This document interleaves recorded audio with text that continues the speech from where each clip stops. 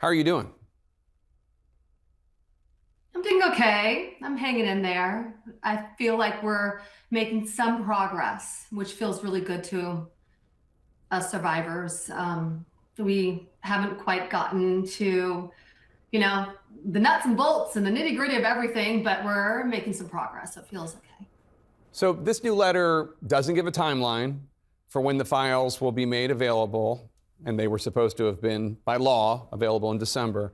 Previous reports have indicated only about 1% of the files have been made public so far. Do you see this latest promise of the files being released in the near term as realistic? That's a good question. Well, from a survivor's point of view, what should happen now is actually, to me, pretty clear.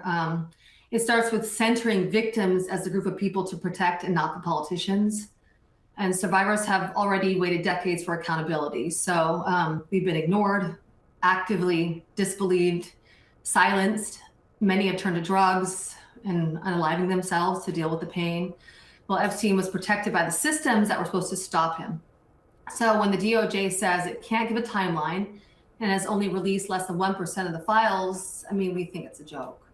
So to be clear, protecting victims' identities is non-negotiable. And survivors should never be re-exposed or re-traumatized in the name of transparency.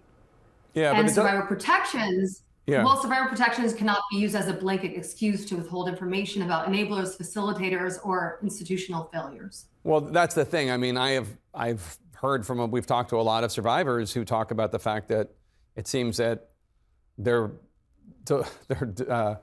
removing the names, redacting the names of not just survivors, but potential perpetrators. And we're more than a month past the deadline for the release of files, as mandated by a law passed by Congress and signed by President Trump. But this letter notes that the Justice Department, quote, cautions that its ongoing processes, including its quality control checks and document management system preparations, may require additional efforts to ensure the protection of victim identifying information while complying with the broad demands of the act, unquote. Do you buy that? Do you think that that is what is holding up the release of the files, that they are so concerned about protecting survivors?